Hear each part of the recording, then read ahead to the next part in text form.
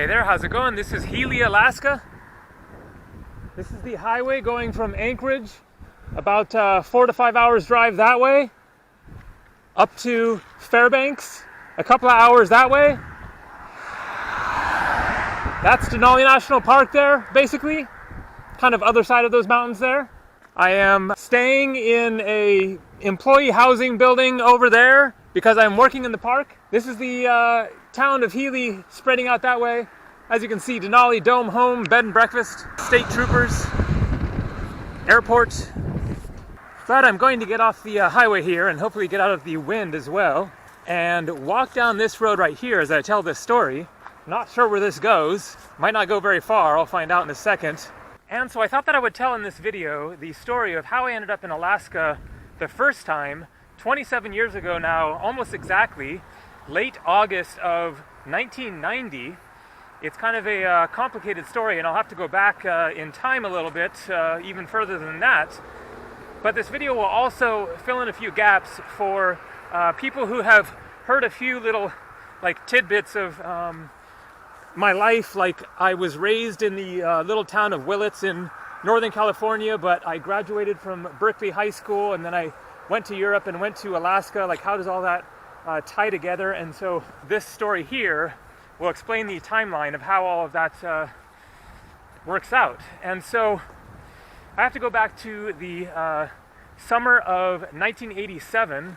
All right, this didn't go very far, so I'm going to turn around here, go back to the road up there that then goes right off of the highway and see where that goes. This is my first time getting out and exploring Healy here.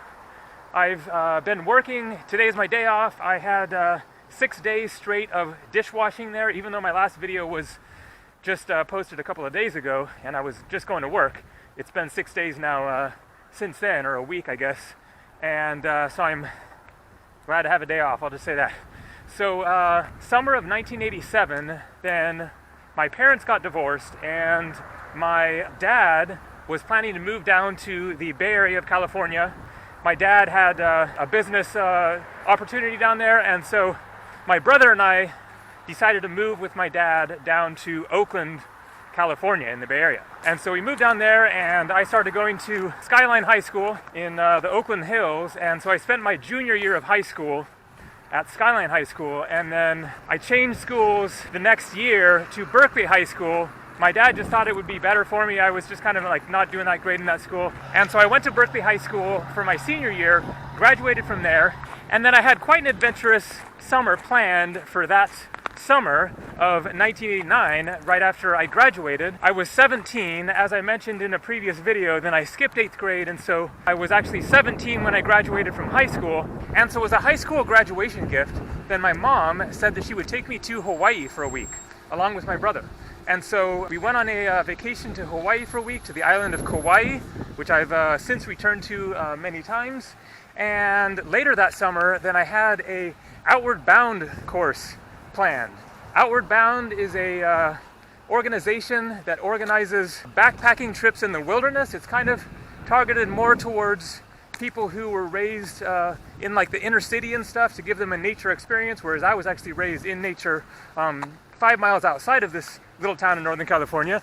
And so I was well acquainted with nature and backpacking. I'd done tons of backpacking as a kid, but I wanted to do this course because it was a 3-week course, actually 22 days, backpacking in the Sierra Nevada mountains, and it included rock climbing. There would be 3 or 4 rock climbs out there in the woods while we were backpacking through wilderness, off trail most of the time. So it was a really intense, awesome experience with a group of people and 2 instructors.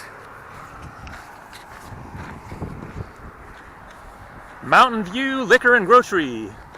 So this is downtown Healy, I guess. It's not really a proper town. It's more of just a place where people have ended up living for access to the park. There's other employee housing here, and there might be some other factories or businesses of some sort. I'm not sure exactly. I don't know if there's kind of more to the town somewhere, but I think this is it. It's just kind of stuff scattered around a bit here. Okay, now I'm going to try this other road here, once again, to try to get out of the wind. Man, here's a messed up vehicle. Pickup truck cab.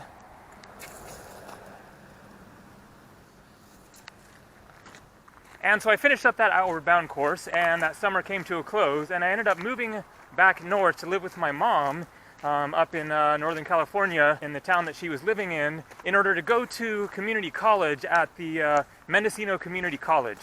I think my parents couldn't really afford to put me through, you know, a regular 4-year school, or maybe I hadn't even applied to any, I think. Actually, I think I hadn't applied to any 4-year universities yet, and it was just going to be super cheap at that community college. And so I moved back up with my mom, lived with her for the fall of 1989, and then I guess that I was thinking about the possibility of going to a 4-year school the following year after doing 1 year of community college, and I was looking through a booklet of universities around the country, around the U.S., and so I was just kind of perusing through them. I was thinking about U.C. Santa Cruz, maybe U.C. Berkeley. I don't know if, like, I didn't really have the grades to get into those, and I don't think we could afford them anyways, but, you know, I was just considering the possibilities. Just going through the book, you know, through California first, because that's where I was from, and then checking out some other states, and I came across Alaska, and saw the University of Alaska Fairbanks, and I was like, whoa, like, they have universities up there? Like, I didn't even know, you know, how many people were up here. I knew basically nothing about it, and I read the description and kind of started thinking about it, and maybe did some other little bit of research, and eventually decided I want to go to University in Alaska. Man, that sounds awesome. Hey guys, they don't look too ferocious. And so I applied, sent in my application. That was in the fall of 1989, and so I was applying for the fall of 1990 year, and so that was, you know, a long ways off. I finished up my semester at that community college and just decided I'm done with school right now. I've done enough of this sitting at a desk. I want to do something else with my life. I want to get out of this, you know, small town and go see the world. I'd been an avid reader for, you know, all my childhood, and I'm sure that that influenced my, you know, quest for travels and adventures and everything. And so, okay, where are we? Welcome to Tri-Valley, home of the Warriors. Looks like this is a high school. And so I decided to take the next semester off and start saving up to go to Europe. So I actually moved back down with my dad again and lived with him, and found a job at a ice cream shop, scooping ice cream. Worked there for a few months. I also had a little bit saved before that, like a few $100 or something. And I made plans to fly to Europe on May 1st, the day after my 18th birthday, so I would at least be a, you know, legal adult when I was traveling. I'm not sure if school is in session here or what. I think I'll head back this way now.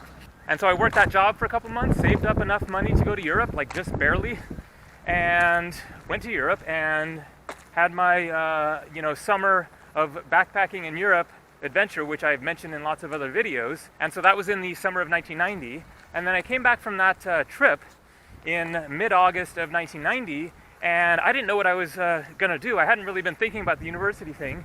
I actually was thinking that I wanted to come back to the US and keep on traveling and like hitchhike around the US.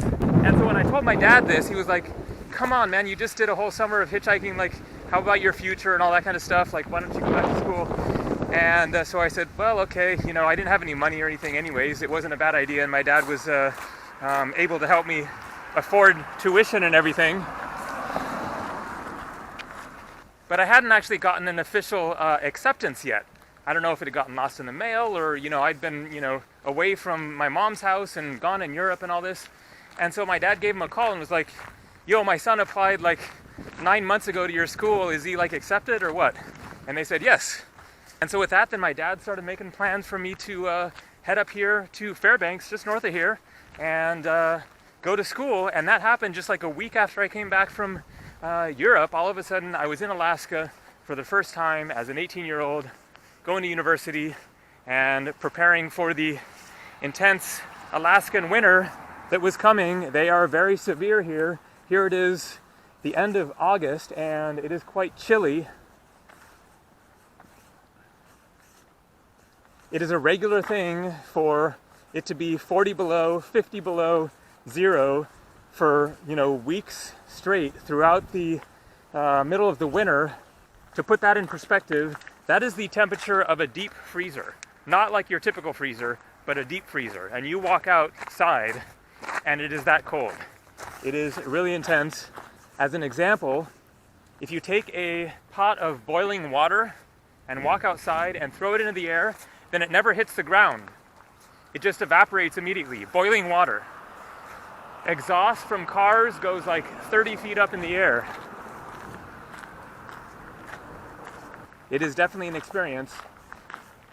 And so I just spent that 1 year in Fairbanks, and then after that, then I moved down to Juneau, Alaska, with my friend Eric, who has also been in previous videos of mine. He now lives in Oregon, but we were roommates in Fairbanks and decided together to move down to Juneau. That's kind of a whole other story, but anyways, that is how I ended up in Alaska, and I spent my first 2 summers up here, working here in Denali National Park, and then I moved back to California, and then, you know, moved to Oregon, and various other things happened, and then I ended up coming back up here in the summer of 1995, kind of spontaneously like this time. I think that I arrived in July that time and worked here a couple of months, and so that was the last time that I was here, was 1995. That was quite an adventure because I had a roommate then. I had 2 roommates in the employee housing where I was working, and one of them had driven up here in a Jeep, and after the working season was over, then he planned to drive to Prudhoe Bay. Prudhoe Bay is the furthest point north that way. That is where the Alaskan pipeline begins and goes from there all the way down to Valdez in southern Alaska. But there is a road called the Haul Road. If you've seen or heard of the TV show Ice Road Truckers, then that is on that road that goes from Fairbanks north from there, and it turns into a gravel road, and then it goes for hundreds of miles. I'm not exactly sure how far up that way, and then you get to the Arctic Ocean. And so we drove all the way up there, and then drove down, and then drove back to the lower 48. Anyway, that's the story, and hopefully I could actually be heard okay despite the wind and the traffic and everything. All right, take it easy. More coming from Alaska.